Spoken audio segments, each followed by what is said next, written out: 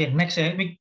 Jadi saya sempat baca lah ya, baca literatur gitu. Jadi kalau di sana itu nggak ada istilah apa ya, SMA lah ya.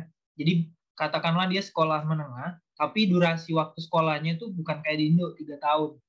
Jadi fase dia udah berumur 7 tahun, nanti dia ada sekolah, tapi sebelum itu ada kewajiban mereka semua anak-anak itu masuk ke sekolah taman kanak-kanak lah atau playground gitu. Tapi kalau di Indonesia kan nggak harus gitu, nggak harus masuk situ. Tapi yang saya baca literatur itu dia mewajibkan. Terus nanti kalau sudah kelar di playground, mereka bakalan masuk ke sekolah dasar. Nah durasinya itu agak berbeda, 8 tahun.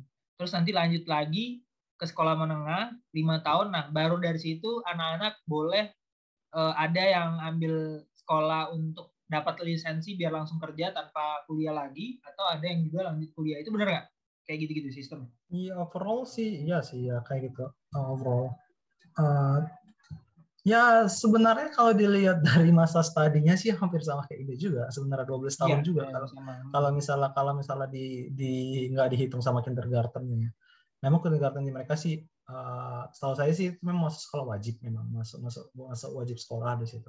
Yang nggak wajib tuh mungkin ini yang nursery-nya. Jadi mereka tuh ada nursery gitu sih kayak untuk anak mungkin 2 sampai 3 tahun mungkin atau mungkin Oh, 4 tahun. Tuh mereka ada kayak mereka jadi kayak dikumpul gitu ya main-main sih sebenarnya apa ya playground lah. Jadi kan playground sama TK beda lah ya kalau iya. di Indo Iya. ya. Karena ada playground ada TK ya. Kalau TK kan udah benar ada sekolah sebenarnya hitungannya TK itu sebenarnya. Hmm. Gitu loh. Kalau playground kan untuk main-main gitu loh yang di bawah TK lah ibaratnya. Hmm. Ya overall sih kayak gitu sih mereka. Tapi kalau Dan pernah nanya nggak El sama temen-temen, kenapa sih sistemnya seperti itu?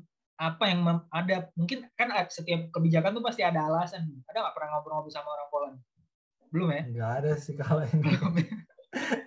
Soalnya nggak jadi ini kita sih nggak jadi apa ya nggak jadi bagian dari studi kita sih. Jadi kita banyak banyak ngulik-nguliknya ya tentang tentang universitas sih dibandingkan tentang pendidikan mereka di bawah. Di bawah Cuman itu. kita pendidikan di bawah mereka tuh kayak ya tahu ininya lah apa ya ibarat kulit-kulitnya lah gitu loh nggak sampai yang mendetail ke dalam-dalam banget lah kenapa kayak gini kenapa kayak gini. Saya hampir hampir hampir ini sih hampir ada beberapa sama mungkin ada beberapa perbedaan juga sih kayak tadi dibilang tuh ya mereka memang nggak ada kayak mungkin sebutannya kayak SMA, SMP gitu nggak ada gitu. Cuman overall sih menurutku mereka juga punya tes akhir gitu kayak kita apa ya apa sih namanya Kalau di ujian Indonesia akhir udah nggak sekolah ada lagi ujian udah ada lagi nasional, ya nggak ada udah lagi. ada lagi ya Dia udah sistemnya ujian berbasis sekolah. Jadi yang nentuin kelulusan atau enggak itu ya sekolah itu. Oh, kalau di kalau sana ada? setauku sih masih ada setauku masih ada Wow. setauku ya cuman aku nggak tahu nih salah atau enggaknya tapi jadi jangan di Iya, iya. cerna bulat-bulat setauku ada. Kalau di sana nih kita karena tadi dirimu udah bilang masuk ke ini ya, ke tahunnya di perguruan tinggi.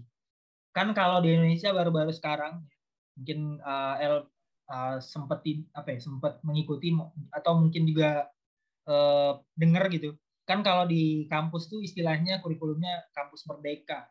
Jadi anak-anak itu let's say kamu kuliah di jurusan manajemen, tapi kamu punya keinginan nanti let's say saya pengen punya usaha, let's say kayak PT yang memproduksi apa ya, pembuatan mobil, otomatis kan kalian harus paham dulu nih basic-basic di teknik otomotif atau teknik mesin, maka mereka boleh tuh untuk belajar ambil beberapa SKS di fakultasnya. Nah kalau di Poland sendiri kurikulumnya gimana kalau untuk di perguruan tinggi? Bisa sih kamu kalau mau ngambil SKS di tempat apa lain. Kayak misalnya saya di data science itu saya bisa ngambil sebenarnya kalau saya mau di kuantitatif finance itu saya bisa ngambil beberapa kurikulum. Cuman ya kalau kamu ngerasa butuh aja sih kalau ngambil dan di beberapa universitas itu mereka punya kayak general course. Jadi kamu bisa ngambil general course itu kayak misalnya saya di data science itu saya dapat general course itu minimal malah harus lulus malah wajib malah kalau di sini. Jadi tergantung univnya, jadi nggak sama rata tuh kalau di teknik, kalau saya di politik, saya kan karena saya bilang tadi saya studi di dua master nih, jadi saya bisa lakukan comparison nih. Jadi kalau di Politeknik itu, saya di Politeknik itu ibaratnya kayak institut gitulah. Gampangnya kalau mungkin kalau dibandingin kayak ITB lah, gitu. Saya jadi kayak kuliah di ITB-nya sini gitu tuh kayak bilangnya itu programnya malah udah plek gitu loh. Udah bisa berubah ya.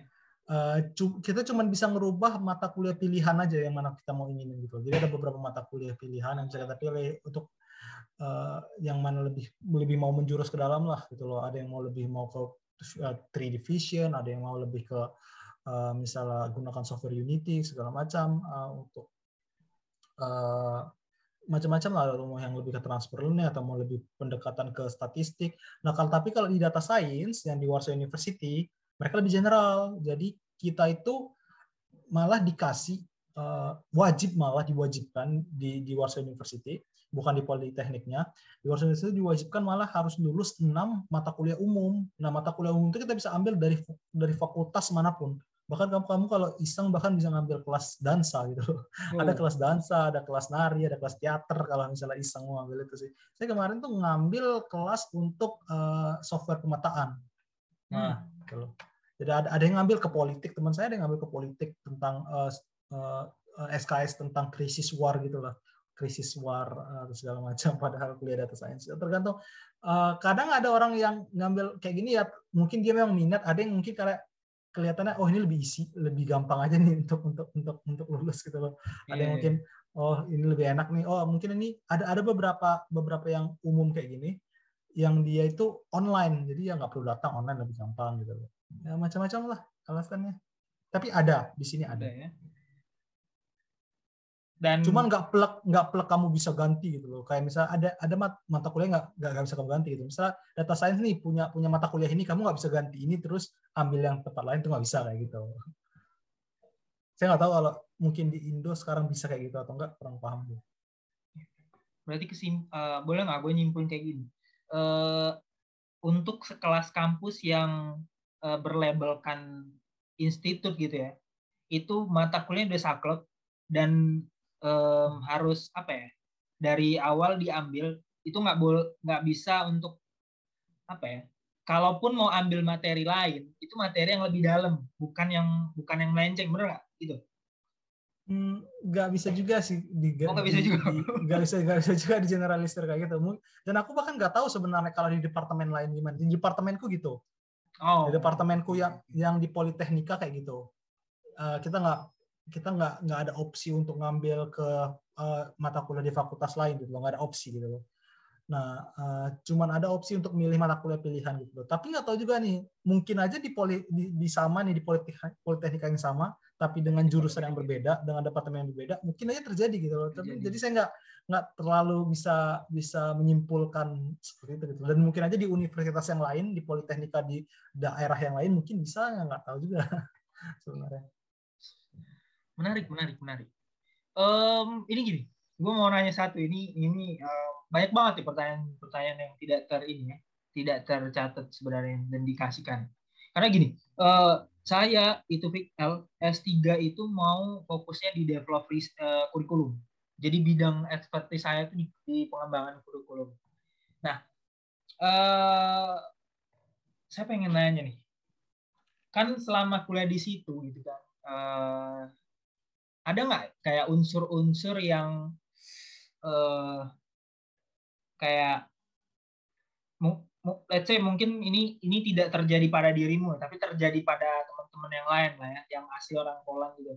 Ada nggak mereka kayak dalam satu katakanlah kerangka belajar mereka satu semester itu kaitannya kayak mengangkat dan memberikan apa yang mereka paham gitu, apa yang mereka dapat selama satu semester itu dan diimplementasikan, tapi kaitannya sama culture mereka gitu. Misalkan dirimu kan anggap aja yang data science gitu kan. Nah, data-data science itu mungkin data yang diolah itu lebih ke misalkan data kebudayaan di Polandia itu segini.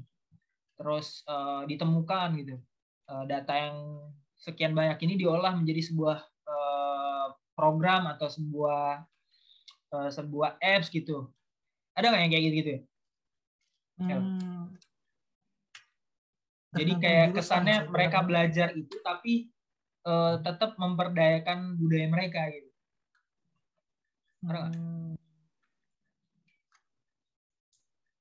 Agak membingungkan juga. Maksudnya mereka gunakan budaya mereka gitu loh untuk dalam memanfaatkan pendidikan gitu. Sebentar, gue belum nggak terlalu panjang. Kalau data science itu belajar apa sih? Banyak. Jadi ada misalnya kita belajar modeling, ada belajar machine learning. Simpelnya untuk prediksi lah. Prediksi ya kayak gini lah. Saya kasih contohnya supaya gampang. Misalnya kita punya data nih, data produk nih segala macam.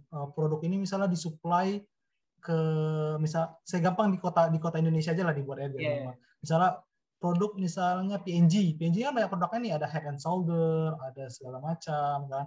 Nah, misalnya Head and Shoulder ini di tahun 2013 itu diproduksi itu misalnya 10.000 di Medan. Nah kan, pertanyaannya di tahun-tahun berikutnya mau berapa diproduksi? Kan kita butuh nih prediksi nih, butuh prediksi kan? Oke, nangkep. Nah, prediksi yang bagus itu kan kalau misalnya dia dibuat 10.000, terjualnya 10.000. Memang maksimal terjual 10.000. Yang nggak baik itu misalnya kita produksi 10.000, tapi yang terjual cuma 5. Rugi dong, rugi 955 dong, rugi banyak dong gitu loh.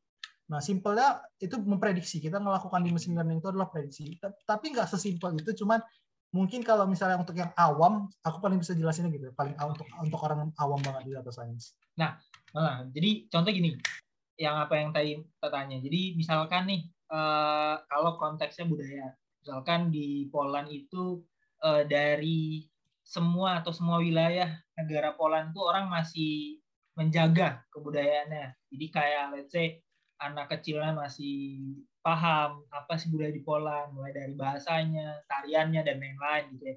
Nah, kan kalau misalnya dikaitkan sama data science kan kayak apakah nanti anak ini ketika dia melahirkan anak lagi di era yang akan datang, apakah anaknya juga masih paham terkait budayanya?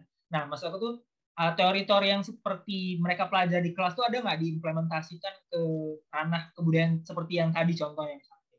Atau misalnya ada yang lain gitu? Ada nggak? Nggak harus budaya sih, mungkin lingkungan.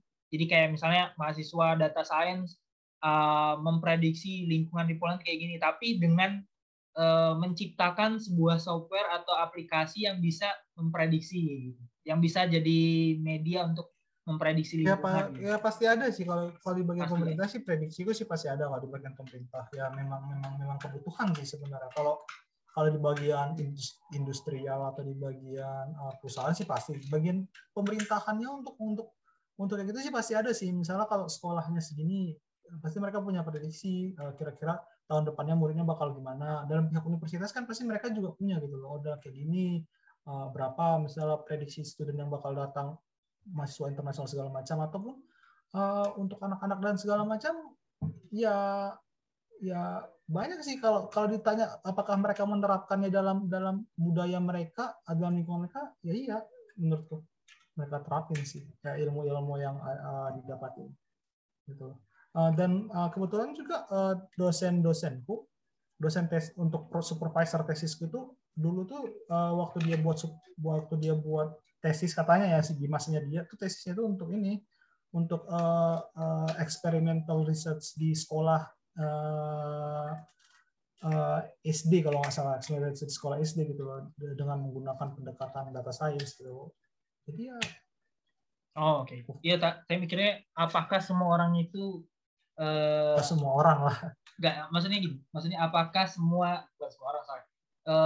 Produk jadi apa yang mereka pelajari dan mereka kembangkan tuh arahnya ke ranah mereka melihat dunia ini akan terus berkembang. Jadi ranah teknologi itu adalah final atau ranah yang empuk untuk mereka berinovasi. Ternyata kan masih ada kan tadi. Ada yang mereka mengangkat riset itu juga, untuk melihat dari segi non teknologi, kayak budaya, lingkungan. Dapat. Nah, kalau misalnya tadi udah nyinggung guru atau dosen lah yang di sana, kalau misalnya ditanya situasi di kelas pasti udah belajar di kelas kan. Gimana sih situasinya? Terus teman-temannya apa sih yang menjadi apa ya? Menjadi titik menariknya gitu ya untuk lingkungan belajar, lingkungan pertemanan di kampus sama guru di kelas itu seperti apa sih komunikasinya, atau ada hal yang menarik? Oh, kalau guru di Poland tuh mereka sebelum masuk kayak gini-gini misalnya, atau proses belajarnya ada hal yang menjadi, menurut gue itu ini satu poin yang menarik kalau misalnya ini diterapkan gitu. Ada nggak ya? Ya, pertama karena saya master, perlu garis bawahi dulu siswanya nggak sebanyak sebanyak bachelor gitu. Berapa Jadi itu paling banyak?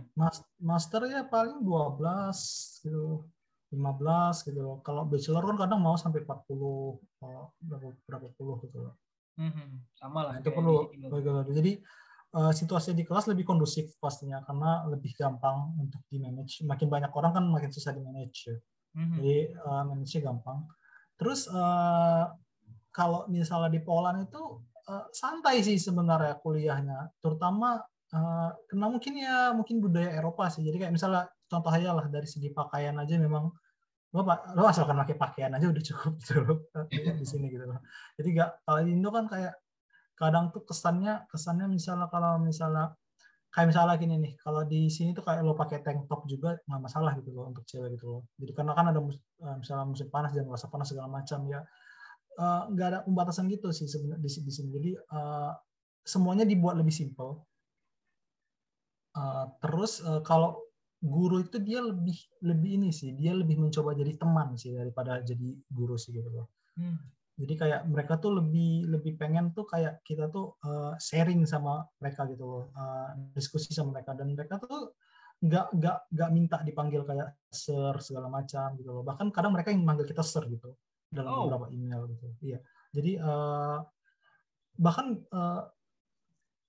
lebih simpel sih. Mereka ngebuat kayak teman sih, intinya kayak gitu sih. nah gue jadi kepikiran nih, menarik nih cara tadi apa ya, guru membangun komunikasi dengan muridnya. Mungkin itu juga yang menjadi menarik. Ya, terus yang kedua, bagaimana sih yang hal menjadi menarik juga ada komunikasi antar teman.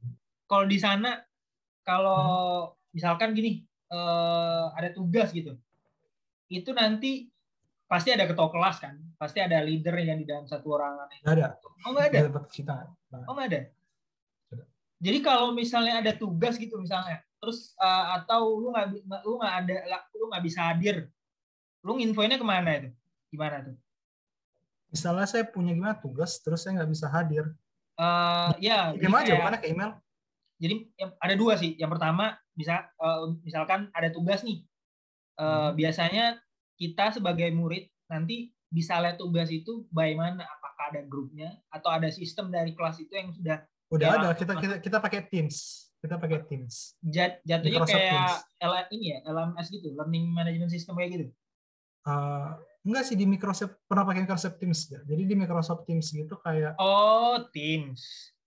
jadi di Microsoft Teams gitu kayak udah di situ semua udah di post tugas-tugas. Meskipun kita kuliah offline, dia tugas semua itu di post di situ. Jadi tugas itu pasti di post di situ. Jadi kita bisa ngelihat sebenarnya. Jadi nggak ada tugas yang terlewatkan sebenarnya. Oke. Terus kalau teman-teman diskusi gitu misalnya untuk kalau kalau di Indo kan ada grup gitu ya. Kita buat grup WhatsApp gitu ya. Kita Ya, buat, kita kalau buat juga sih kalau zaman itu. dulu kan zamannya BBM ya. Kita buat grup BBM ya gitu. Ada kayak gitu-gitu juga ada. Kita ada grup. Kalau di grup itu biasanya ngebahasnya apa? Biasanya Tugas, tugas ya. kadang main kalau misalnya mau ini nggak, mau makan nggak segala macam. Kadang kalau iseng ngajak futsal atau misalnya lapangan, soalnya lapangannya gratis di sini, outdoor gratis. Ya kadang main. Kalau culture buat ngerjain kelompok gitu, gue jadi kepikiran. Culture dalam kerja kelompok di sana gimana? Banyak. Seringnya di library. Kita berakhir di perpustakaan banyak.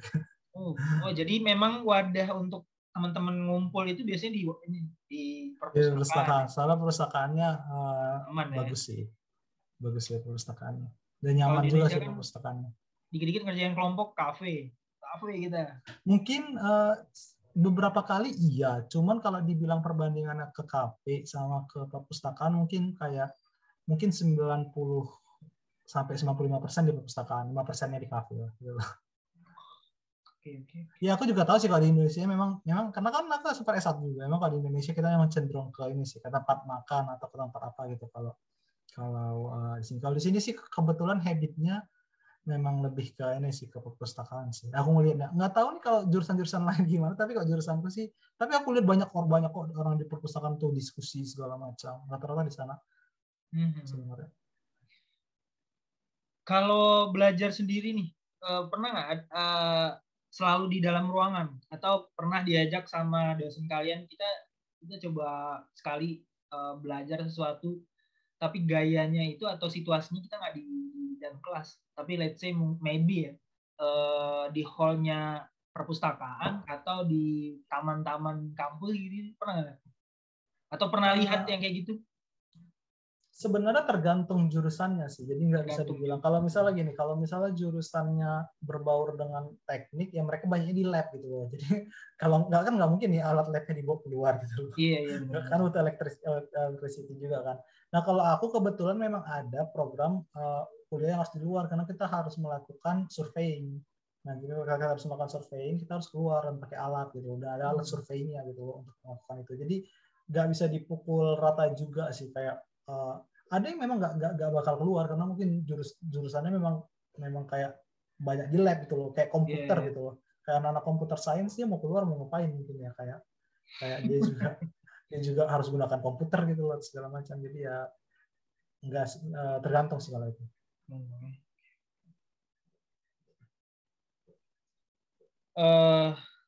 Ini terakhir banget lah ya kita bahas.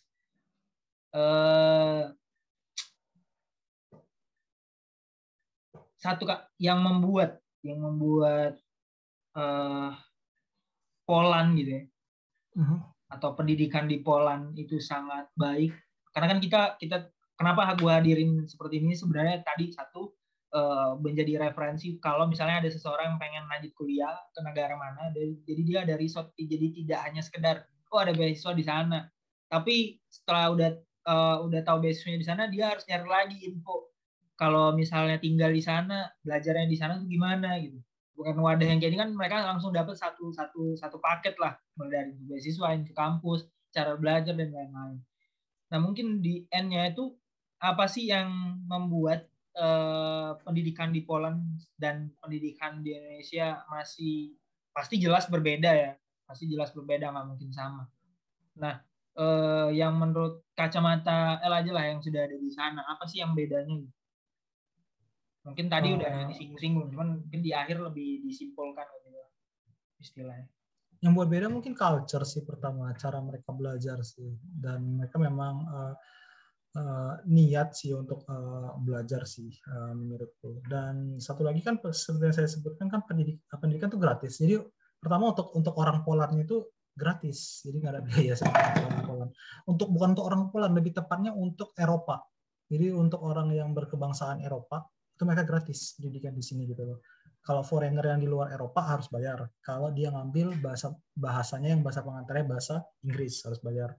Terus mereka tuh memang lebih sering ke library sih, kalau aku harus compare, mereka lebih sering nongkrong di perpustakaan untuk belajar segala macam. Ya mereka juga punya party juga sih sebenarnya, pesta-pesta gitu mereka juga punya.